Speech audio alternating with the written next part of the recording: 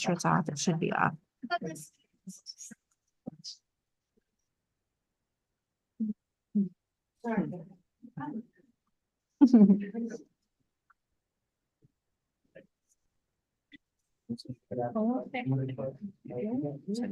and then we'll make sure the volume's off. It is. So you can go back to the screen. And what time is it? Yeah. All right, we're gonna go ahead and We're start the going live, webinar. guys.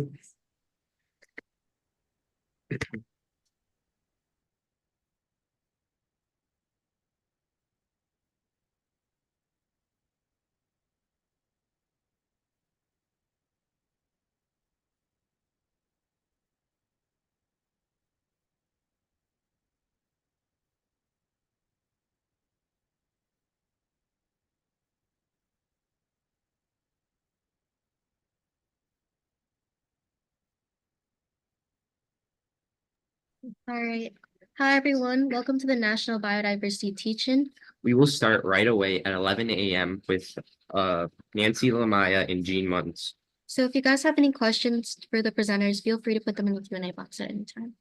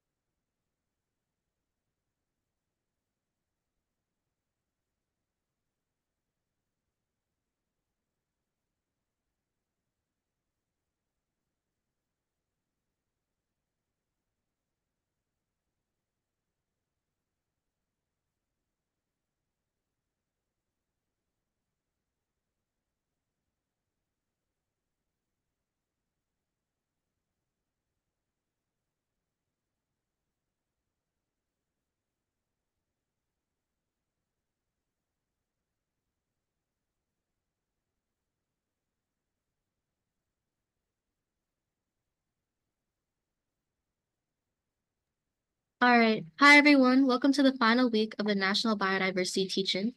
We are your co-hosts, Abby? and Jacob, and today we are here with Nancy Lamia and Jean Muntz, who are both Wild Ones members that works with Stay in Your Yard. All right, Nancy and Jean, take it away. Well, I'm Nancy. Hi, everyone. What a pleasure getting to talk to you about our passion for wildness. Wildness. What is it? Where does it belong? In our houses, in our yards or common areas, in our neighborhoods, our towns, our cities. Where can we allow the natural world to be itself without our control? Where can we allow ourselves to be more of who we are? Dare we allow the wildness of the natural world to touch us directly through our own senses? Might we smell the wind or touch the unopened bud of a flower? Might we listen to the wings of the hummingbird or look for pollen on the bumblebee? Might we feel the joy of nature and then allow it inside ourselves? Well, as you heard, I represent an organization called Wild Ones. So you may not be surprised to hear that I believe it's natural for us humans to live with wildness. You know, we grew up with wildness. For thousands of years, our bodies, our minds, our hearts developed with wildness. And today, we've disconnected from it. Instead, we're scripted and scheduled. And when we don't live with wildness, it causes lots of problems, both for us and for the naturally wild world itself that we've cut, hammered, paved, and otherwise forced to be other than what it wants to be. Where we live now in our neighborhoods, in towns and cities, there used to be cornfields, wheat fields, soybeans. But before the land was plowed for farming, There were prairies, woodlands, forests, wetlands.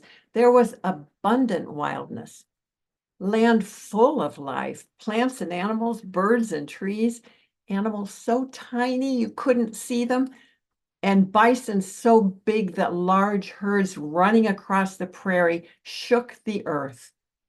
Today, we have replaced the habitats that teemed with the wildness of life. We've installed lawns and cement. We've introduced plants from lots of other countries, newcomers that don't know how to cooperate with the plants and insects that grew up here. We've created our idea of a pretty outdoor picture. We've replaced the live habitat that nurtures wildness, that brims with life, life and more life, with this dead-like picture of nature that supports almost no life at all. We've smoothed and contained, regulated and isolated until connected wild communities are unknown where we live. But now the wildness we've tried to banish from our lives is making itself known. It's gotten our attention.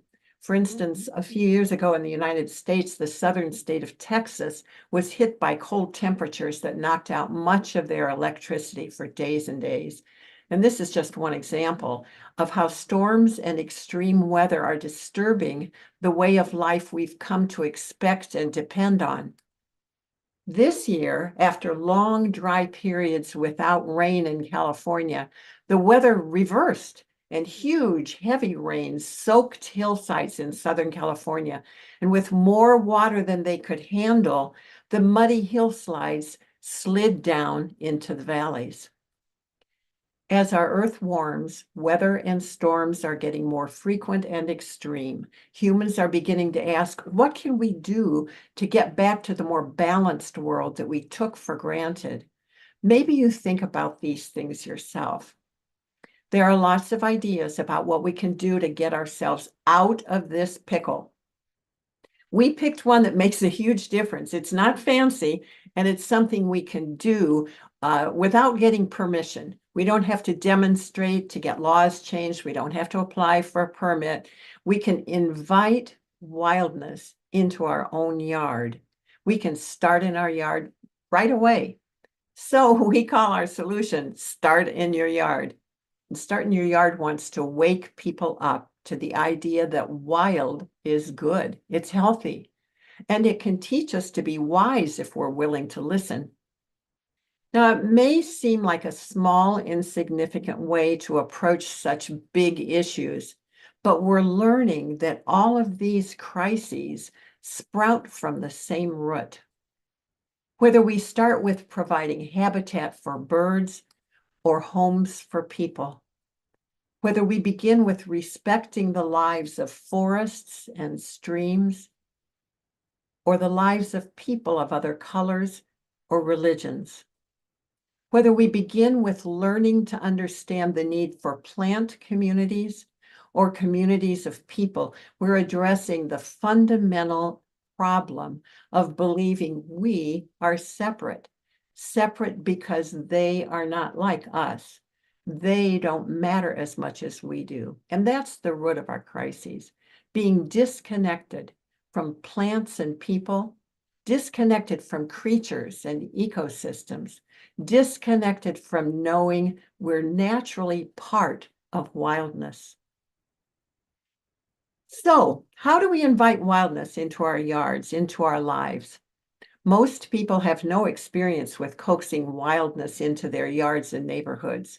We've done without wildness for so long, we think we don't need it.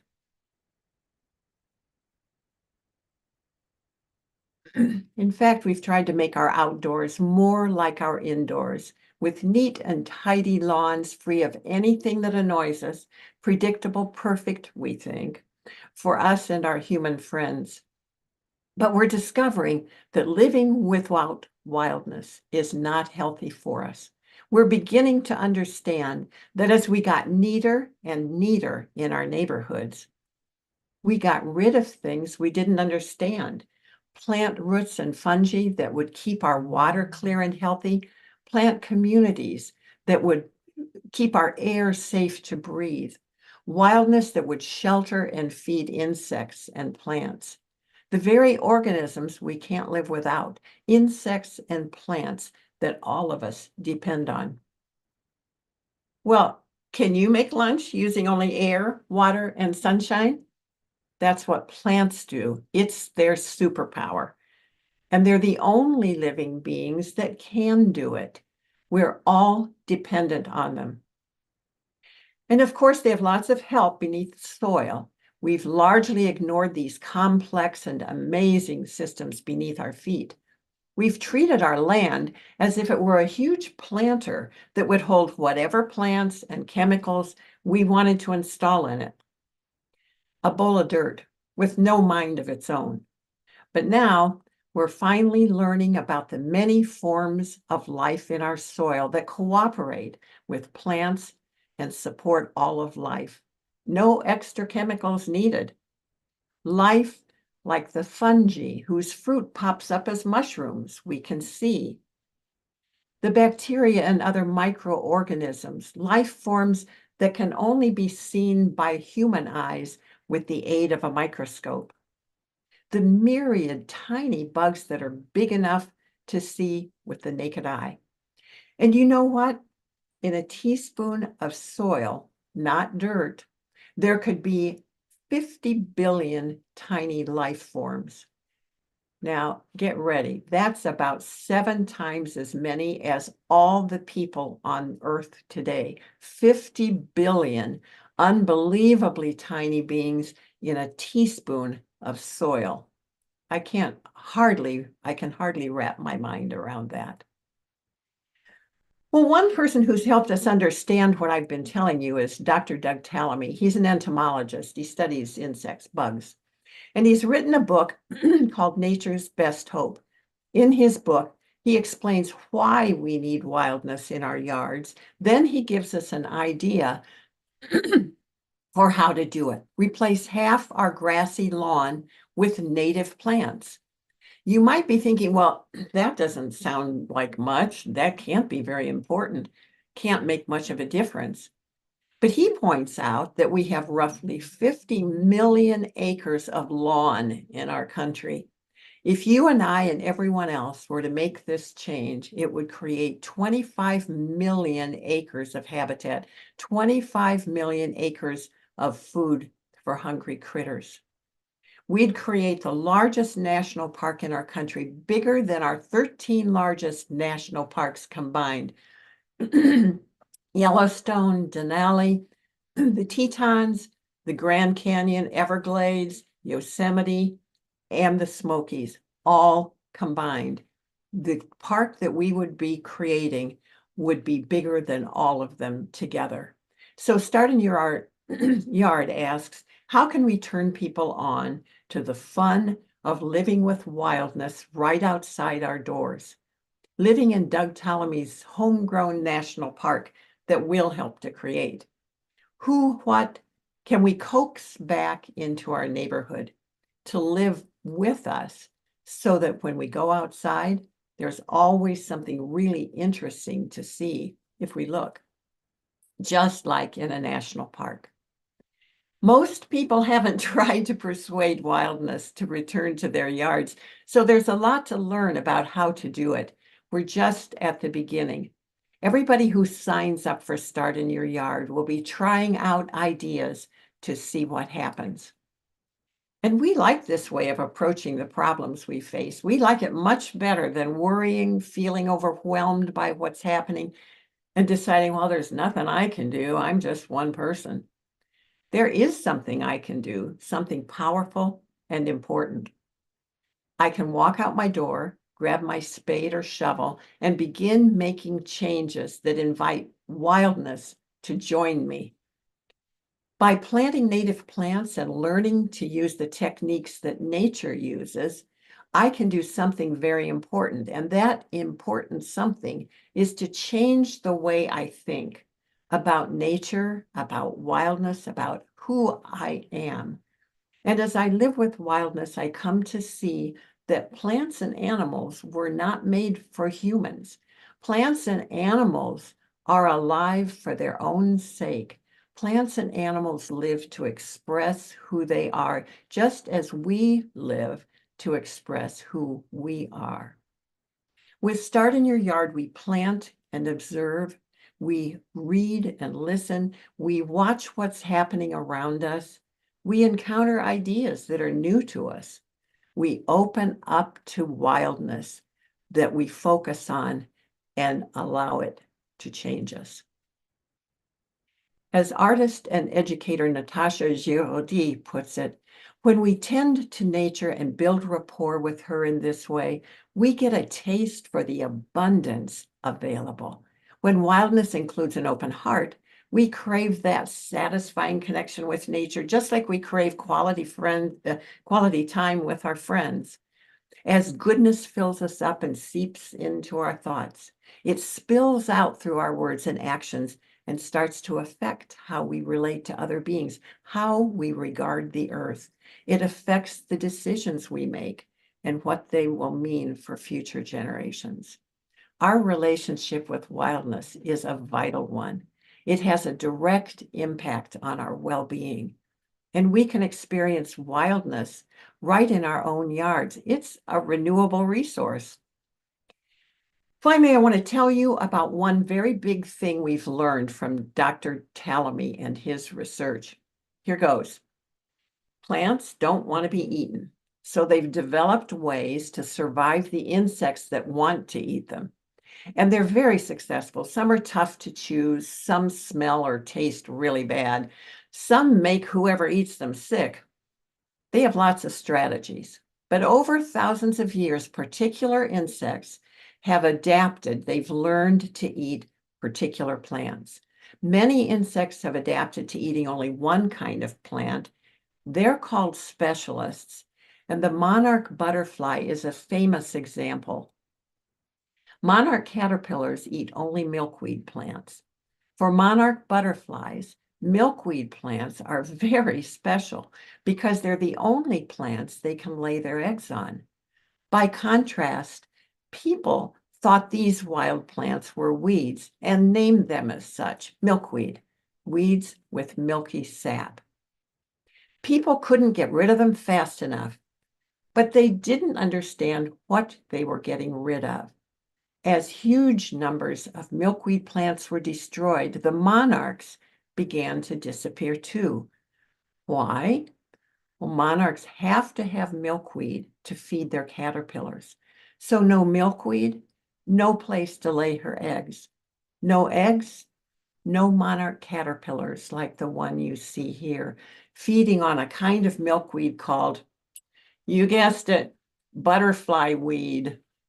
No milkweed, no eggs. No eggs, no caterpillars. No caterpillars, no butterflies. Now, there are insects that can eat more than just one family of plants, and they're called generalists. These insects can use a wide variety of food sources, up to as many as, how many kinds of plants do you think I'm going to say? 100? 50 kinds? 10? 1,000?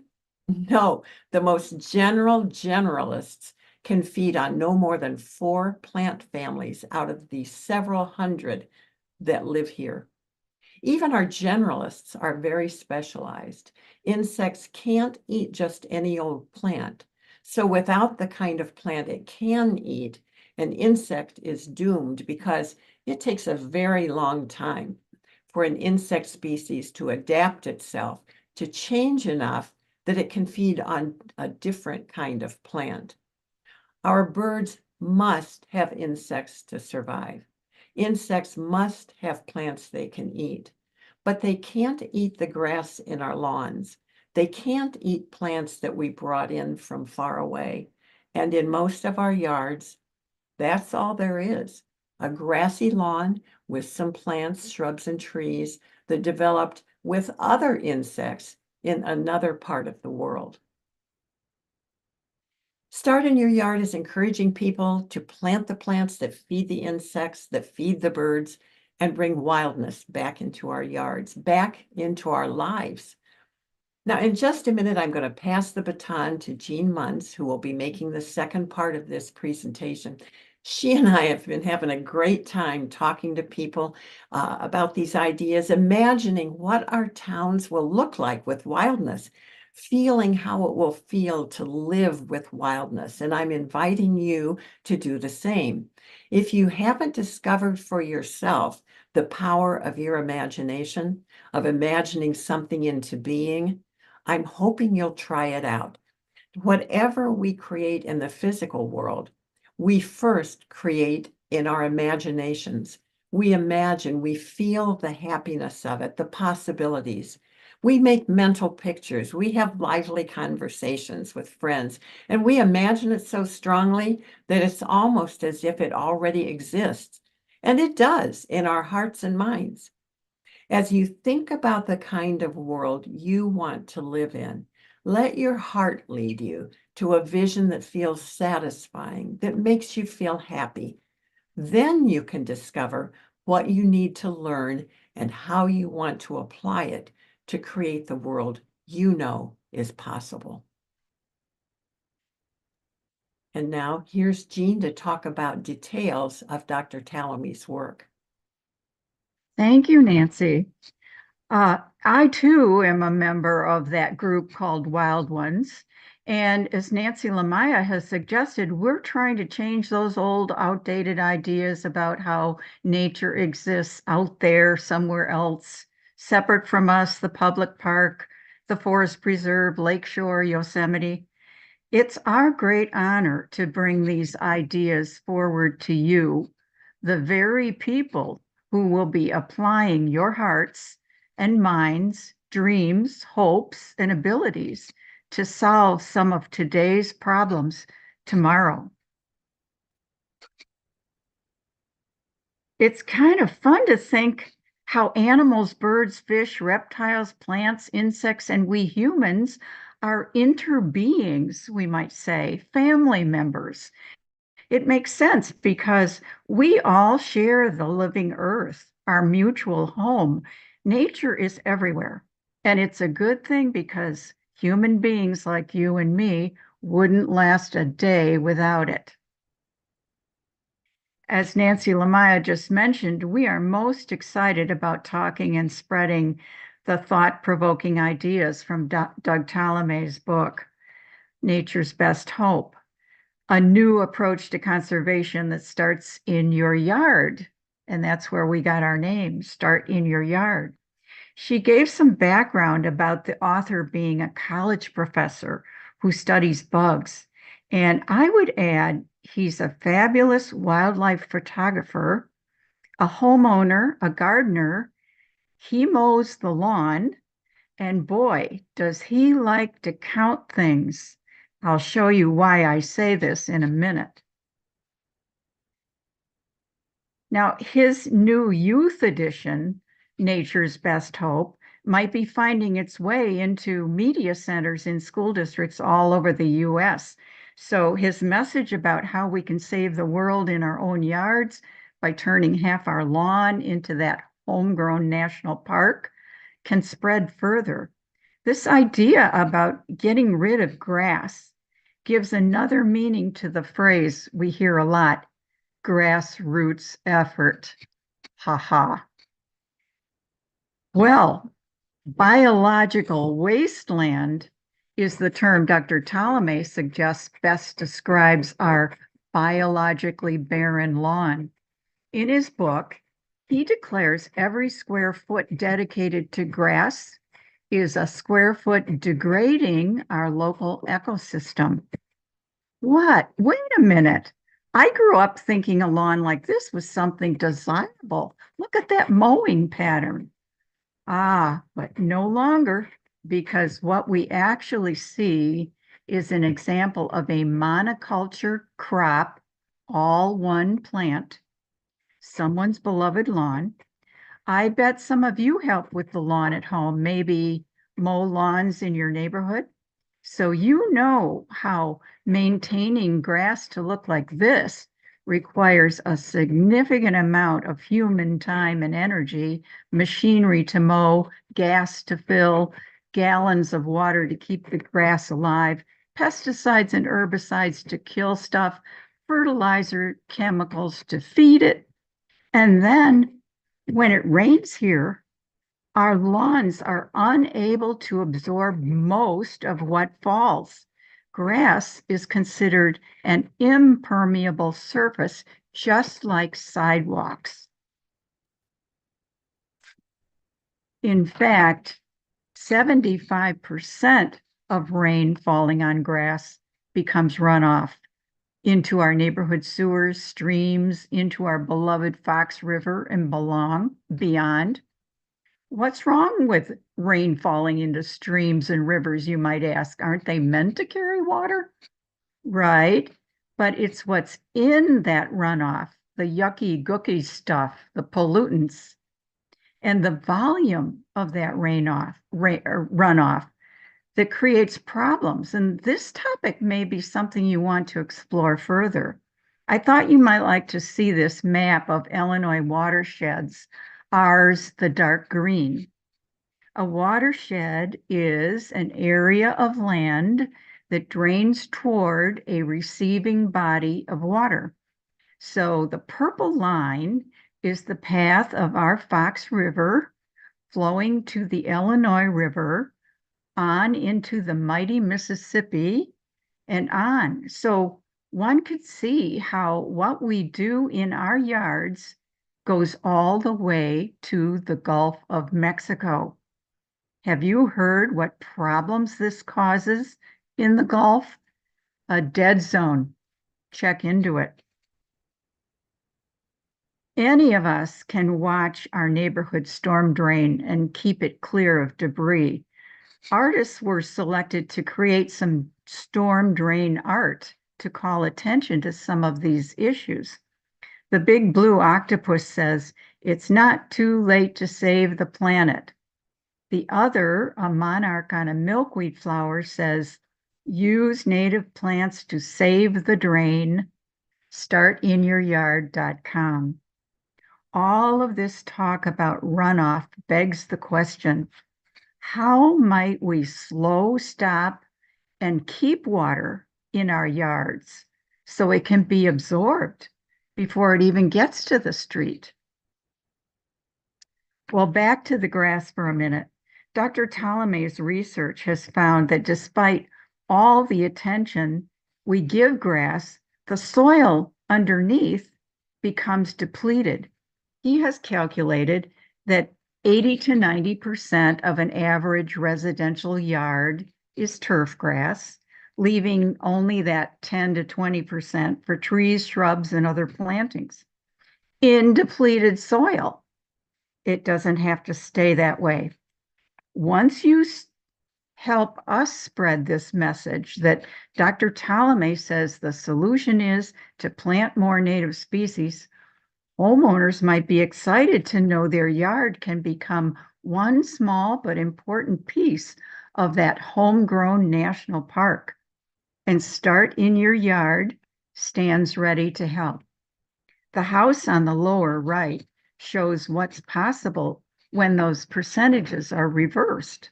A living landscape, Dr. Ptolemy might call it. What adjectives would you use to describe it? Could some be lush, layered, abundant, mysterious? Certainly inviting. What makes native plants the right choice? Well, way over on the left is our turf grass. One answer is pretty apparent in this diagram. It's about those roots. These are some of the native plants that were here when the Kimball and Gifford families arrived to settle Elgin. We call these native plants because they co-evolved over millennia with the other native shrubs and trees, insects, birds, reptiles, mammals, soil, climate, water, longitude, latitude that makes up this area. Grass can't capture and store carbon, but natives can. Grass can't absorb enough rain to recharge our groundwater, but native plants can. Grass can't feed the insects that feed the birds, but native plants can. Our lawn can't remove toxins and neutralize heavy metals, but native plants can. The monarch butterfly caterpillar on the left can eat only our native milkweed, as we've been saying. This kind of picky eater that we call a specialist, remember, in fact, most of our native insects are picky eater specialists, 80 to 90% of them. More than half our native bee species need the pollen from goldenrod exclusively. So you see that in the middle photo. The other bug you see is the goldenrod beetle, and it's a predator bug which eats other bugs, which helps keep numbers in check. And he also pollinates. The oak trees in our area support more than 500 species of caterpillar. These examples show that all plants are not equal when it comes to the role they play in our ecosystem. If the plants are not native here and have been introduced from another part of the world, they in essence steal from our natives the habitat, the sun's energy, water, nutrients, and don't give anything back. They fail to fulfill a meaningful role like feeding something in our area's ecosystem. Further, if no controls like bacteria or predators exist to keep their numbers down, they may go rogue, we say, and spread everywhere, become invasive. Dr. Ptolemy suggests we think of these invasive plants as ecological tumors that spread unchecked in our local ecosystem, damaging its ability to function. Oh dear, who speaks for the native plants? Another reason to start thinking about gardening with a larger purpose in mind.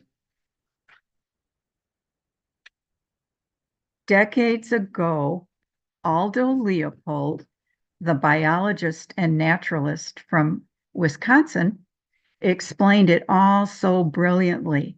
Land, then, is not merely soil. It is a fountain of energy flowing through a circuit of soil, plants, and animals. So I'm going to refer to this circuit as a biodynamic engine. When we remove the smothering grass and plant natives, we kickstart this biodynamic engine. Why am I showing you a photo of a bench? Well, this simple style is called an Aldo Leopold bench. And when you see it, it's a clue. It's often placed, like this one, where native plants have been planted. Once it's turned on, this biodynamic engine becomes its own regenerating system, sending down deep roots to drill the compacted soil. We showed you the chart where native plant roots provide many important functions. Well, add to those their ability to enrich and build soil, and they participate in vast networks of communication and nutrient exchange with strands of fungi running through, around, betwixt, and between those massive root systems. Some are calling this nature's internet or the wood wide web. So fascinating.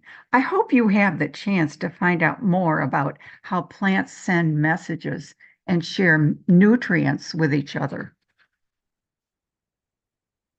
Above ground, plants take in carbon dioxide and their leaves become solar collectors, passing the sun's energy into the greater food web. Think about how all this allows us, all of us, to eat the sun and have oxygen to breathe. The circuit continues until any waste generated by this system is broken down and becomes nutrients for bacteria, microbes, and the soil. Waste becomes food, we can say, in this highly organized, intelligent, biodynamic system. How many microbes were there in 1 teaspoon of soil? Well, here's our challenge with this idea to return native plantings. Can we change our standard of beauty from one of a manicured mowed monoculture of grass to yards like these that we might describe as filled with birdsong, buzzing with bees, swaying in the breeze, humming with activity, teeming with life? These descriptions are all evidence that we are reconnecting with that biodynamic system, and it is at work. These 4 photos show how native plantings connected with mowed paths and corridors might be a more reasonable way to use grass. Of course, we would want to include a big mowed area rug large enough to throw a ball or play a game. Well, here come the bees, butterflies, moths, dragonflies, birds, caterpillars to feed, lay eggs, pupate, pollinate. In a garden like this, sheltered passageway, habitat, and food is offered for all the animals and other species who use it. And for our feathered friends, a bird food factory in real time. Question: do you see a monarch in this picture collage? Take a minute. I'll give you a clue. It's not in its butterfly stage. It's the pupa, the chrysalis you see at the bottom in the middle.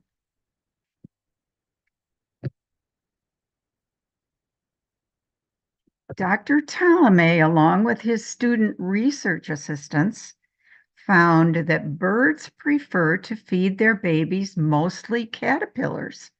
So here on the left, you see Daddy Chickadee with a soft, squishy, dense bag of baby bird food, which makes it easy to shove down a tender little throat without causing harm. Dr. Ptolemy and his assistants decided to count how many caterpillars it took for one chickadee couple to raise 1 clutch of babies. What do you think they discovered about numbers of caterpillars? Tens? Hundreds? Well, it's thousands. They discovered it takes 6,000 to 9,000 caterpillars. That's about 400 to 500 a day within 150 feet of the nest for 6 weeks to raise 1 clutch of babies to fledgling, meaning out of the nest. See mom on the right feeding a fledgling who can now ingest crunchy seeds and crispy beetles? Doug Ptolemy tells us mom and dad feed them for another 2 weeks, but he and his research students weren't able to continue counting once those chickadees were running around. From this research, he and his students have determined caterpillars transfer more energy from plants to other animals than any other plant eater. Well, for that reason, he has developed a website with the National Wildlife Federation. So we can enter our zip code to see the native trees, shrubs, forbs, grasses, ferns that he calls the keystone species, the ones that support the most caterpillars that live right here in our ecosystem. Here's the clincher. With diversity of native plantings, the land becomes resilient able to mitigate, let's use the word heal, the effects of ecological damage. And we humans get to know, to reconnect to the plants and animals that make up this intelligent and energetic system. Here is a tree frog, a damselfly, 2 Cecropia moths, a snapping turtle, an oriole, all interbeings, family members of ours, they were all sharing the same yard that was planted with native plants. Can we begin to see that native plants are not just for gardeners? Wouldn't it be fun to report how in your yard you watched a rusty patch bumblebee gather pollen, or a hummingbird insert her neck into a flower petal the exact same length? Or saw how a skunk cabbage can melt the snow in February? Or you heard an owl hoot or coyotes howl after you went to bed? How we garden and who we garden for may become why we garden, because gardens matter. When we become part of the ecosystem, rather than living apart from it, we participate with nature and think about landscapes with a deeper purpose. Our gardens matter because they can literally save species. They can also heal us. Many of our medications come from plants. Do you know some of these, like antibiotics from mold and fungi, aspirin, cancer treatment drugs, heart medications? There have even been studies about how students in classrooms with trees outside the windows perform better, or how gardening can be an antidepressant, and even brief exposures to the natural world can be beneficial. The native plants will show us what we do to heal our yards is an act of reciprocity, of giving back, saying thanks for the gifts the plants, animals, insects give us. And Earth will reciprocate with more resilient land right where we live. Healing will come not because we minimize our impact, but because we change the nature of our impact. Dr. Ptolemy has made sure this information is available to readers on many levels. Here it is again, Nature's Best Hope, how you can save the world in your own yard. See if it's in your media center yet so you can share these ideas with your family. Open the door and look at your neighborhood with these new ideas in mind. Do you see a single animal, a bird, a bug, a snake, a mammal of any size, hop, fly, flutter, slither, crawl, or creep past? No? Then it might be time to start in your yard. We've really enjoyed talking to you. We hope you find more to explore about these ideas, and we'd be happy to take any questions at this time.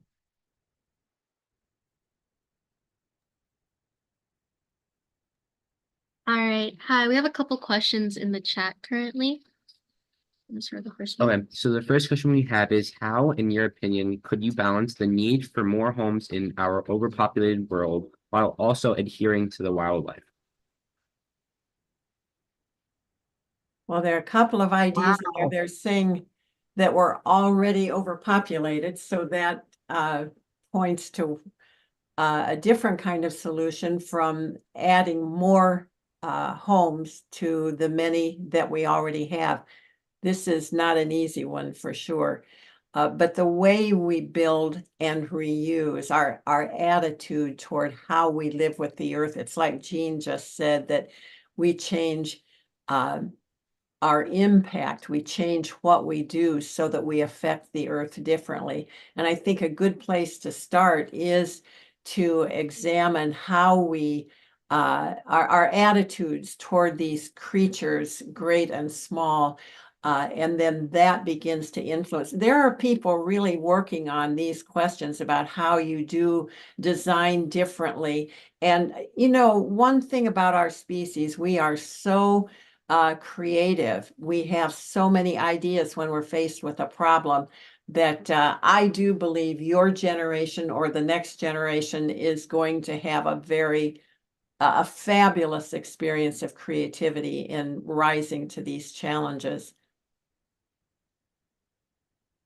All right, so the next question is, if you had found an invasive species of a plant, for example, within an ecosystem, how would you go about extracting it from that ecosystem? All right, let me just double check if I understand. If I found a species of native plant or non-native, are they talking about? Non-native. Non-native. Well, this is going on all the time, and it's called restoration of our landscapes. There are people who work in daily work sessions, even throughout the winter, that are going after what we call the invasive species and eliminating those, so that what often happens is the native species that are already in that seed bank under those invasive species, then the native species have an opportunity to spring forth. And if that's not true in an area that's being restored, then these restoration people will be adding native species that come from growers right in this area. So they're growing the species, the straight species, we call it, of the natives that used to be here.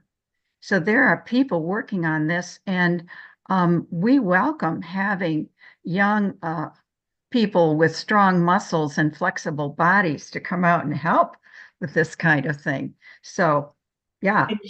Jean has talked about what's happening in our natural areas. And if the questioner is also interested in what you do at home, there are lots of techniques. We'd advise you to stay away from poisons because there's so much to know about them. But you can dig a species. One of our favorite techniques, you're not going to believe it, is that we just put down cardboard over the area after we cut everything back to the dirt. Put down cardboard over that area and put mulch or leaves or whatever we have on top of that. And if you're covering turf grass in order to create a native garden, that will, within months, you saw those tiny roots. It doesn't take much to kill turf grass, but smothering, there's stuff written and people will talk to you about it, but it's just good to know that technique's out there so you're not trying to remove sod, for example. And I might add, that's one of the things Start in Your Yard initiative does, is we can send experienced gardeners out to talk to a homeowner about their yard and what vision they may have for it and what they need to get ready. Okay, so our next question is, how does the loss of a native plant species affect the overall biodiversity? Well, that questioner has a lot of knowledge already to understand that it does affect the community. And we're not sophisticated enough. Well, I'm not saying nobody is, but I'm not sophisticated enough to be able to say that it will affect it in a particular way. But we do know that there are communities of plants that grow in particular kinds of areas. And much of our land is so disturbed that we don't have those natural communities anymore. And so we have a book that is literally this thick of information about plants, about who they grow with, and there are often different communities depending on whether it's a wet prairie, a dry prairie, a sandy prairie, a gravel prairie. But the species that we really need to be sure to have in our communities are the keystone species. They're the ones that make the community life possible for all the rest. And in our area, particular keystone species is the oak. So if you're going to plant one thing, plant an oak. Yeah.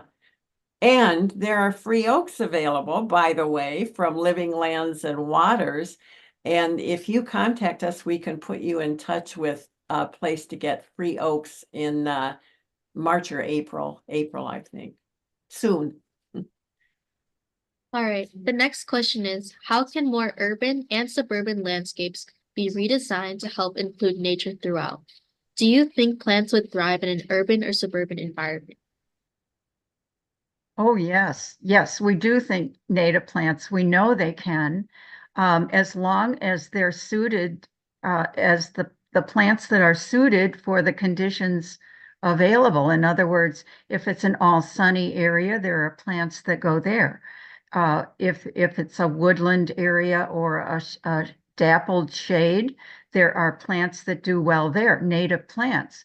So that's our whole mission, is to open up people's minds to what could work instead of some of the grass.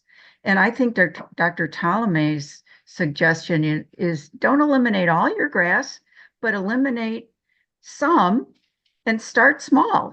Just make the edge of your planting bed larger this year, and then keep adding. Start planting under a tree that has grass right up to the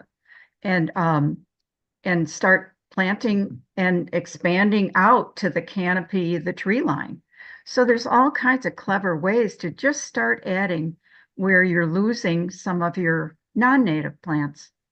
And just real quick, in Doug Ptolemy's books and presentations, he always refers to a particular woman who lives very close to O'Hare Airport, has a tiny place, and has literally over 100 bird species that visit there.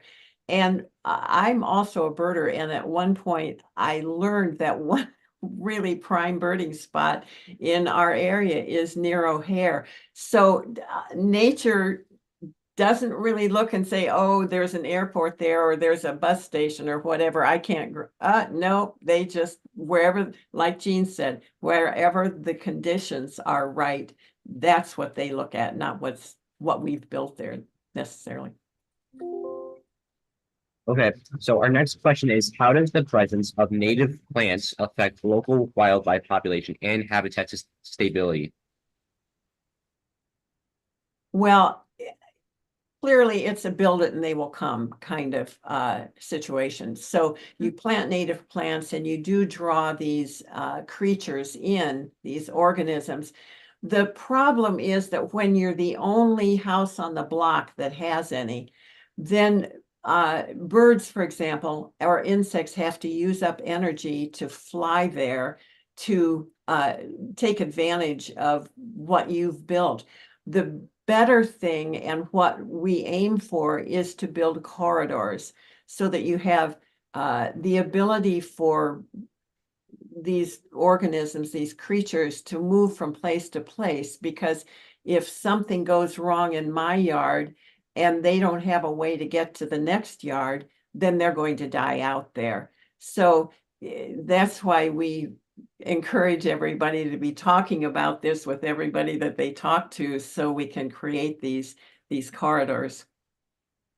Yeah, and especially neighbors talking to each other about what to plant along their mutual lot line. I mean, it's just a perfect setup for a natural corridor. So the next question is, how does the cultivation of native plants support sustainable agriculture and gardening practices? Mm. It's a very timely question, because we're just our last meeting of our Wild Ones organization here in Kane County was about building prairie strips on farms. So as we've gotten into industrial agriculture, people have just gotten rid of the hedgerows so they could plow the entire field. And that's part of what's gotten rid of our monarch our monarch's milkweed, the hedgerows being gone. So now we're looking at putting them back by building long gardens of prairie plants that will attract and feed the pollinators, who can then pollinate the crops as well. So this is a very timely question. Plus, there's the whole regenerative agriculture idea that is just gaining more and more momentum. And there are some wonderful books out there by farmers who have made that kind of transition. It's a very exciting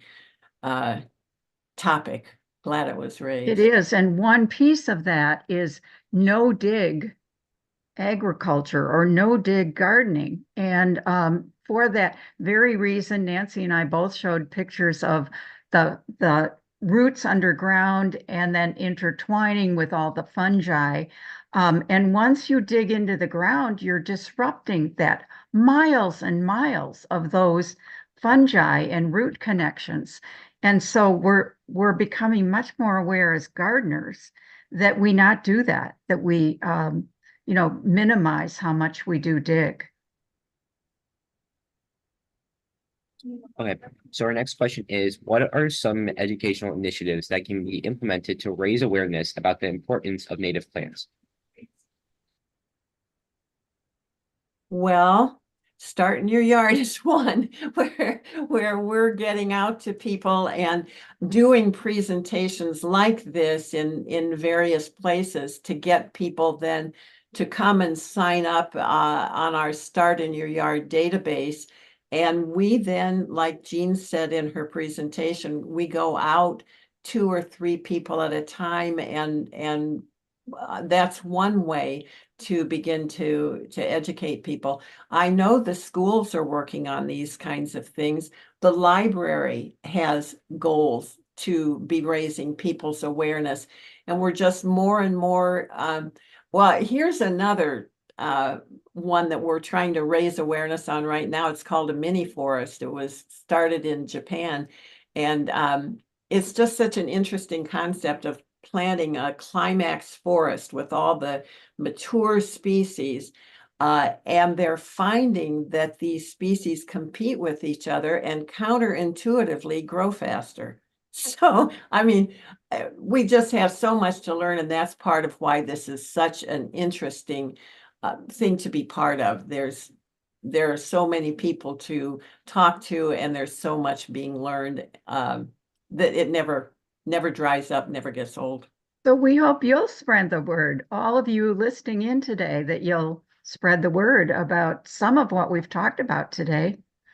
Because one of the things we know, and if you look around the world, you see this, the more people talk about things and the more you read, you just now run into this topic over and over and over again, and momentum builds. So if you're talking about the topic of how we need to be living with nature and bringing wildness into our yards and so forth, that just helps to add momentum, like the snowball that becomes a snowman.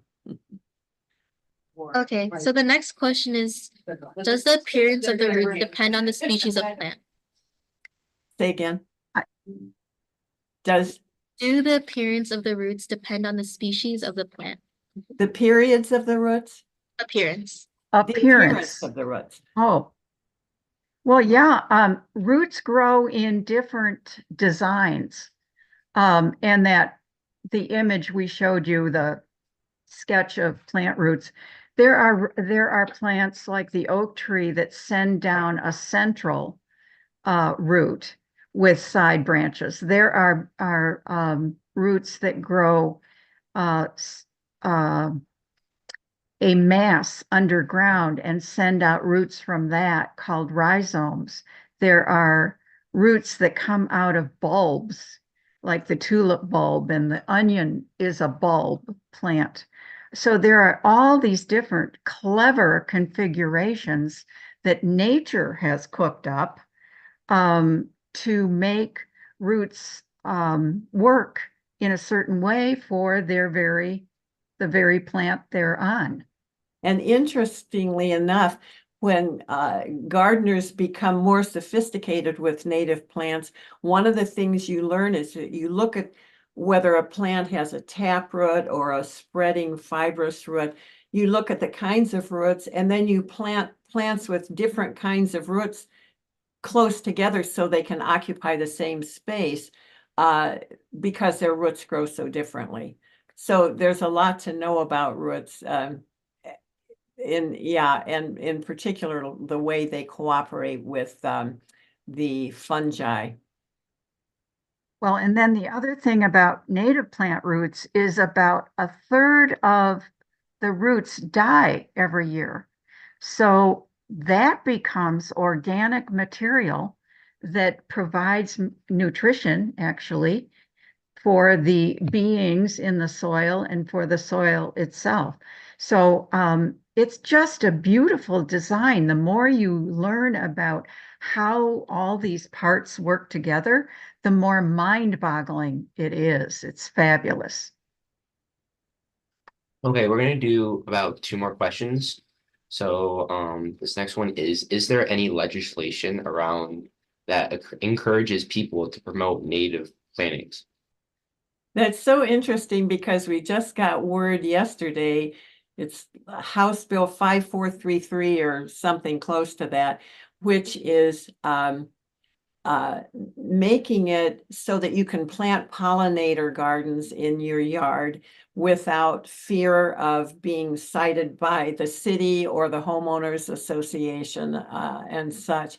And I forget, Jean, did it have money in it? I think it had, or I may be confusing this with something. Yeah, I'm not sure about that, but some municipalities have even gone so far as to place a bounty, let's say, on a non-native shrub, that if a homeowner will bring the carcass of a non-native shrub, they get $5 back.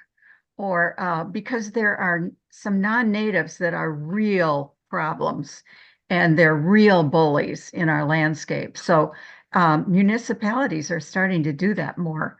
There's talk in Elgin to encourage this way, encourage homeowners to eliminate grass.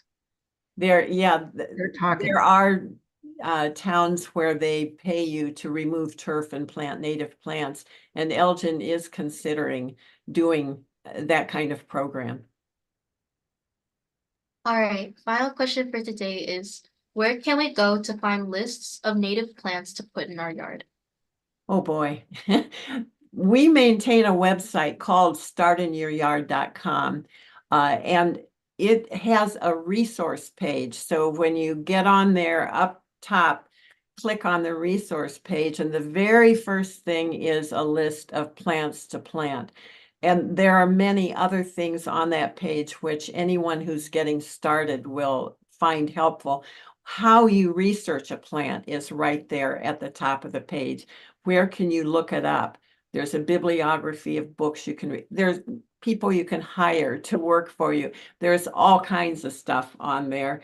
And the front page will keep you up to date with what the events are, what you can attend or listen to or watch.